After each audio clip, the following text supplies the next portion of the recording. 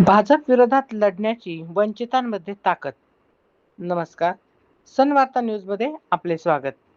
राहुरी विधानसभा पोटनिवडणुकीच्या पार्श्वभूमीवर राजकीय वातावरण चांगलेच तापले असून वंचित बहुजन आघाडीचे राष्ट्रीय अध्यक्ष प्रकाश आंबेडकर यांनी सत्ताधाऱ्यांवर जोरदार हल्लाबोल केला आहे. संतोष तोळके यांच्या प्रचारार्थ आयोजित प्रचार सभेत बोलताना प्रकाश आंबेडकर यांनी भाजप, केंद्र सरकार आणि विरोधी पक्षांच्या भूमिकेवर थेट प्रश्न उपस्थित केले. आज देशात भाजप विरोधात उभे राहण्याची हिंमत फक्त वंचित बहुजन आघाडीकडेच आहे, असा ठाम दावा त्यांनी यावेळी केला. आंबेडकर म्हणाले, इतर सर्व राजकीय पक्ष ईडीच्या दबावाखाली गप्प बसले आहेत. त्यामुळे त्यांच्यात भाजप विरोधात लढण्याची ताकद उरलेली नाही. त्यांच्या या वक्तव्यामुळे राहुरीच्या राजकारणात मोठी खळबळ उडाली आहे.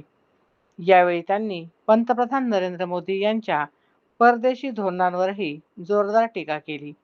विशेषतः अमेरिकेसोबतच्या व्यापारी कराराचा उल्लेख करत त्यांनी शेतकऱ्यांच्या भवितव्याबाबत गंभीर चिंता व्यक्त केली.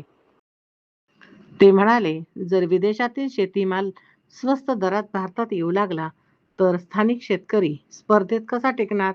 ब्राझीलमधील साखर 30 रुपयात आणि भारतातील साखर 40 रुपयात मिळत असेल तर व्यापारी स्वस्त पर्यायाकडे वळतील.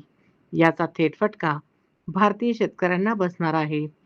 भाजपवर टीका करताना त्यांनी काही वादग्रस्त व्यक्तींना पुढे केल्याचा आरोपही केला. बोंधू प्रवृत्तीच्या लोकांना संरक्षण देणे म्हणजे देश आणि कुटुंबाच्या भवितव्याशी खेळण्यासारखे असल्याचे त्यांनी म्हटले. शहीद सोमनाथ सूर्यवंशी प्रकरणावरूनही त्यांनी राज्य सरकारला धारेवर धरले. मुख्यमंत्री देवेंद्र फडणवीस यांनी सभागृहात चुकीची माहिती दिल्याचा आरोप करत या गंभीर विषयावर एकाही आमदाराने सत्य मांडण्याचे धाडस दाखविले नाही, अशी टीका त्यांनी केली. 27 आरोपी पोलिसांना शिक्षा झाल्याशिवाय आम्ही गप्प बसणार नाही, असा स्पष्ट इशाराही त्यांनी दिला. या सभेला वंचित बहुजन आघाडीचे अनेक पदाधिकारी आणि कार्यकर्ते मोठ्या संख्येने उपस्थित होते. राहुरीतील ही सभा आता पोटनिवडणुकीच्या प्रचारातील महत्त्वाचा टप्पा मानली जात असून पुढील काही दिवसात राजकीय वातावरण आणखी तापण्याची चिन्हे दिसत आहेत. सन वार्ता न्यूजसाठी राहुरी. धन्यवाद.